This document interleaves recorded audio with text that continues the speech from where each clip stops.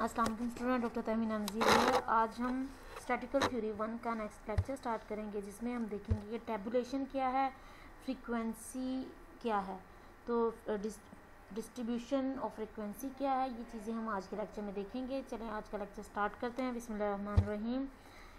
Tabulation of data को table की form में, सिंपल अल्फाज में इसकी डेफिनेशन यही है कि डाटा को टेबल की फॉर्म में लेके आना, हम कहते हैं उसको टेबुलेशन ऑफ डाटा।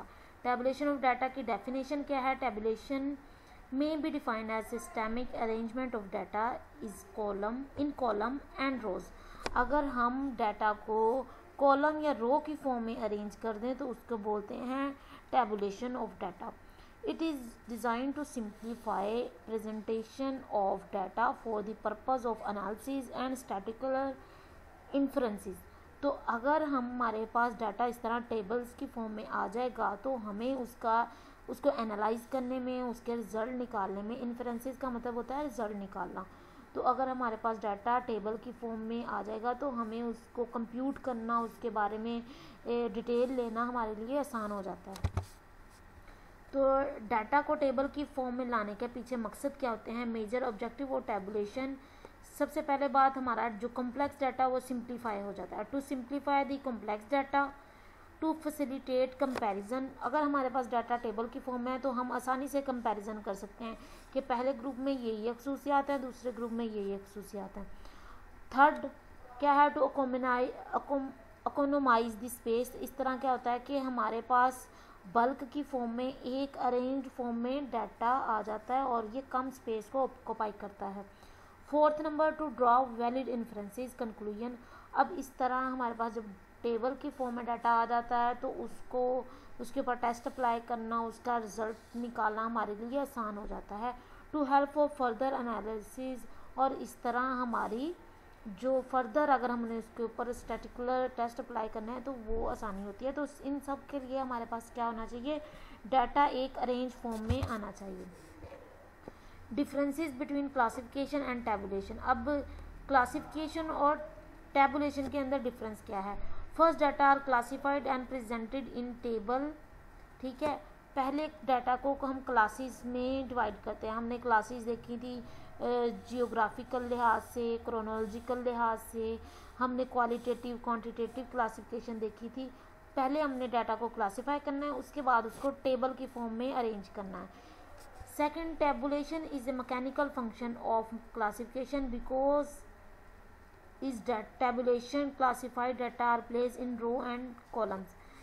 क्लासिफाई तो हमने कर लिया, ये क्वालिटेटिव प्रॉपर्टी होगी। उसके बाद हम उसको फिजिकली, मैकेनिकली हम उसको एक टेबल ड्रा करके उसमें डाटा को अरेंज कर देते हैं। Third, classification is a process of statistical analysis while tabulation is a process of presenting data in suitable structure. Classification क्या है कि हम उसमें स्टैटिस्टिकल एनालिसिस कर रहे होते हैं, जबकि टेबुलेशन में क्या होता है कि हम एक इस तरह का स्केच ड्रा कर रहे होते हैं, इस तरह का टेबल ड्रा कर रहे होते हैं जिसके थ्रू हमें डाटा को अरेंज करने में आसानी होती है। अब ये देखो एक टेबल इस तरह, क्लासिफिकेशन ऑफ टेबल्स। अब आगे हमने अगर टेबुलेशन देख लिया, अब उसकी आगे फर्दर क्लासिफिकेशन है। किसके ऊपर क्लासिफाई किया जाता है? ये हमें कवरेज के ऊपर, कि हमने सिंपल डाटा को अरेंज करना टेबल में या हमारे पास कॉम्प्लेक्स डाटा है। सिंपल डाटा वो होगा जिसमें हमने सिर्फ स्टूडेंट के नंबर या कोई ऐसी एक खसूसियात के लिहाज से हमने टेबल को अरेंज करना है। कॉम्प्लेक्स वो जिसमें हमने दो या दो से ज़्यादा टेबल्स खसूसियात के बिहाफ पे हमने उस टेबल को अरेंज करना है। सेकंड क्या है? Objective purpose, general purpose, reference table, special table और समरी टेबल। सेकंड ऑब्जेक्टिव क्या होता है कि हम किसी मकसद के बिहाफ पे उस टेबल को ऑर्गेनाइज कर दें। थर्ड क्या है? नेचर ऑफ इंक्वायरी, प्राइमरी और derived table. Nature of inquiry मतलब कि हमने वो डाटा जैसे एज इट इज़ था वैसे लिया है या हमने उससे कोई इंफॉर्मेशन ड्रॉ की है अपने प्राइमरी डाटा से। ठीक है, एक सिंपल टेबल इधर दिखाया हुआ है कि समझो क्लास के मार्क्स हैं और नंबर ऑफ स्टूडेंट है। मैंने वाइवा लिया, टोटल स्टूडेंट थे 50 और मैंने वाइवा लिया और मार्क्स अरेंज किए कि कितने आए 100 में से स्टूडेंट्स के मार्क्स। तो क्लास के मार्क्स 30 से 40 में से कितने स्टूडेंट थे? 20। 40 से 50 में कितने स्टूडेंट थे? 20। 50 से 60 में कितने स्टूडेंट थे? 10। अब एक जो कॉम्प्लेक्स डाटा है टू वे टेबल, उसमें क्या है कि एक तरफ मैं जेंडर देख रही हूँ, दो क्वालिटीज़ देख रही हूँ, एक तरफ मैं जेंडर देख रही हूँ, दूसरी तरफ मैं मार्क्स देख रही हूँ। 30 से लेकर 40 तक कितने लड़के हैं और कितनी लड़कियों के मार्क्स हैं? 10 लड़कों के मार्क्स हैं और 10 लड़कियों के, और टोटल कितना आ रहा है? 20। इसी तरह 40 से 50 की रेंज में कितने बच्चों के मार्क्स हैं? 15 लड़के हैं और 5 लड़कियों के, ठीक है, और टोटल आ गया 20। अब दोबारा देखें, 50 से 60 की रेंज में कितने लड़के और लड़कियां हैं? 3 लड़के हैं और 7 लड़कियां हैं, तो आपके टोटल अमाउंट आ गई 10। तो इस तरह आप टेबल को अरेंज कर सकते हैं। अब बात आती है, यहाँ तक थी टैबुलेशन की बात। लास्ट लेक्चर में हमने क्लासिफिकेशन देखा, आज हमने टैबुलेशन देखा। टैबुलेशन क्या है? सिंपल अल्फाज में डाटा को टेबल की फॉर्म में स्केच बना के रख देना, टेबल की फॉर्म में अपने डाटा को एंटर करना ताकि वो कम स्पेस ऑक्युपाई करे, उससे रिजल्ट निकालना आसान हो सके, उसको फर्दर हम स्टैटिस्टिकल प्रोसेस के अंदर लेके जा सकें। अब बात आती है फ्रीक्वेंसी डिस्ट्रीब्यूशन की।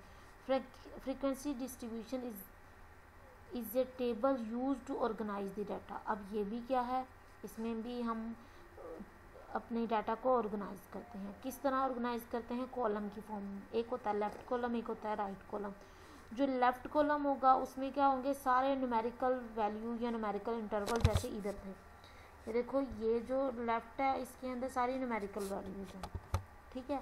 अब जो राइट डाटा है उसके अंदर हम, राइट कॉलम है उसके अंदर हम लिस्ट ऑफ फ्रीक्वेंसी डालेंगे। जैसे ये देखो, ये क्या है? एक लेफ़्ट साइड है जिसके अंदर हमने न्यूमेरिकल वैल्यूज़ डाली कि कितने मार्क्स थे, और फ्रीक्वेंसी क्या होती है कि कितने लोग इस मार्क्स के अंदर एंटर हो रहे हैं, कितने लोगों के इतने मार्क्स हैं। जैसे 10 लड़कों के 30 से 40 रेंज में मार्क्स थे, ये हमारी क्या होगी? फ्रीक्वेंसी। गर्ल्स कितनी है? तो 10 है, तो ये कितनी होगी? ये भी हमारी फ्रीक्वेंसी होगी, ठीक है।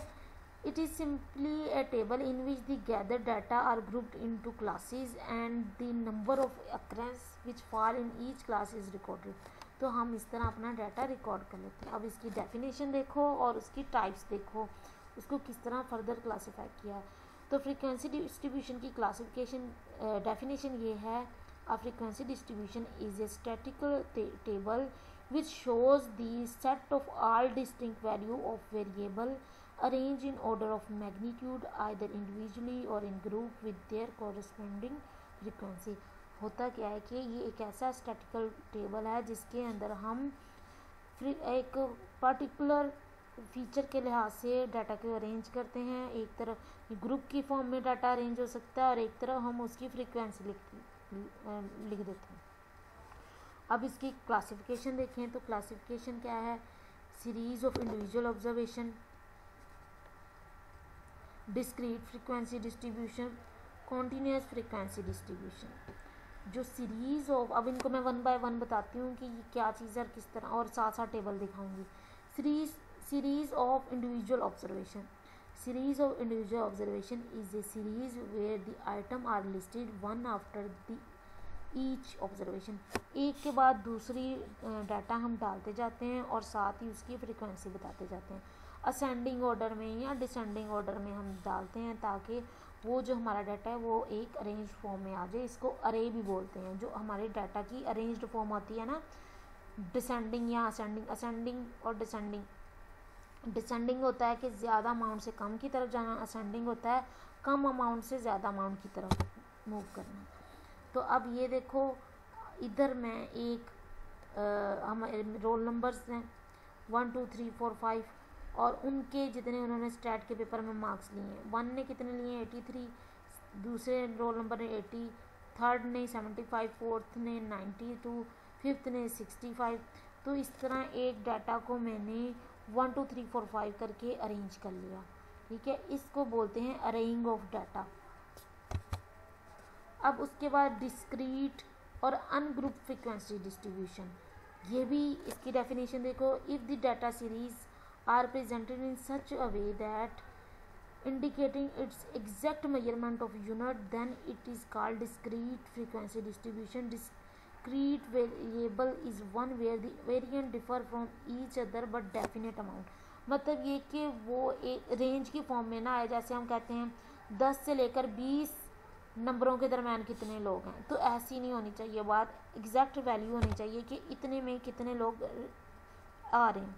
जैसे अब इधर एक एग्जांपल दी हुई है कि फ़र्ज़ करो एक हम डिफरेंट फैमिलीज़ लेते हैं और उसके अंदर देखते हैं कि MS MPhil कितने लोगों ने किया है।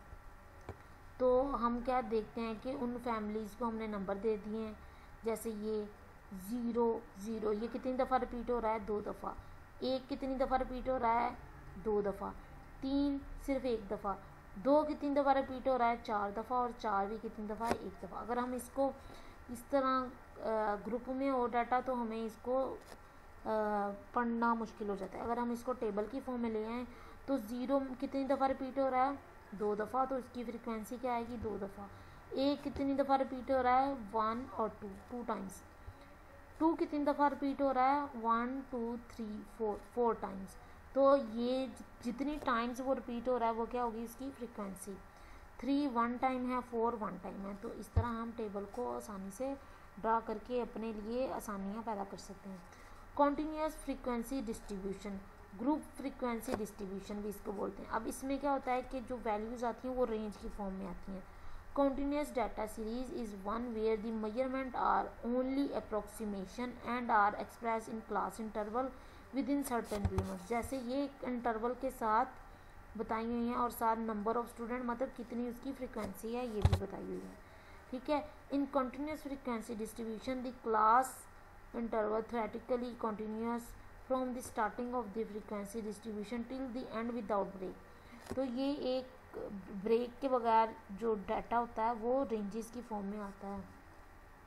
According to Boddington the variable which can take very intermediate value between the smallest and largest value in the distribution is a continuous frequency distribution। तो अगर एक जो वैल्यू है वो इंटरमीडिएट वैल्यू हो between smallest and largest value, अगर हम start करेंगे, देखो 0 से स्टार्ट ले रहे हैं हम और 50 तक जा रहे हैं, 0 से 5 5 से 10, मतलब इनका इंटरवल भी सेम है और उसी के अंदर हम सारे अपने स्टूडेंट को कवर भी कर रहे हैं। तो क्या आ गई हमारे पास, इसको बोलते हैं कॉन्टीन्यूस फ्रीक्वेंसी डिस्ट्रीब्यूशन। अब 0 से 5 कितने स्टूडेंट हैं, 0। 5 से 10 कितने स्टूडेंट के मार्क्स हैं, किसी के भी नहीं। 10 से 15 किसी के भी नहीं। 15 से 20 में अगर हम बात करें तो कितने स्टूडेंट्स के मार्क्स हैं, 18 एक के। ये सारा डाटा बताया हुआ है कि इतने स्टूडेंट्स के मार्क्स हैं। 20 से 25 में कितने स्टूडेंट हैं, 2। 23 और कहाँ पे है 24, ये 2 बच्चे 20 से 25 में रिलाई करें। 25 से 30 में कितने बच्चे रिलाई करें, तो इसको आप काउंट करते जाएंगे और यहाँ पे नंबर लिखते जाएंगे। तो ये है आपका कॉन्टीन्यूस डाटा। तो आज के लेक्चर में हमने टैबुलेशन देखा, टैबुलेशन की डेफिनेशन क्या है और उसकी क्लासिफिकेशन क्या है, किस बिहाफ पे उसको क्लासीफाई किया गया है। डाटा को टेबल की फॉर्म में ड्रा करना टैबुलेशन कहलाता है। उसके बाद हमने फ्रीक्वेंसी डिस्ट्रीब्यूशन देखी कि हमारे डाटा में कितनी दफ़ा एक नंबर रिपीट हो रहा है, कितनी दफ़ा कितने नंबर्स हैं स्टूडेंट के जो सबके सेम हैं। तो इस तरह उसका एक टेबल ड्रा कर लेते हैं। अब फर्दर उसकी आगे कैटेगरीज थी, कॉन्टीन्यूस है, डिस्क्रीट है, अनग्रुप्ड है, सिंपल है, तो उसको हम इस तरह डिफ़ाइन कर सकते हैं। तो उम्मीद करती हूँ आपको आज का लेक्चर समझ आया होगा। कोई क्वेश्चन क्यों हो आप मुझसे पूछ सकते हैं। Thank you so much. अल्लाह हाफिज़।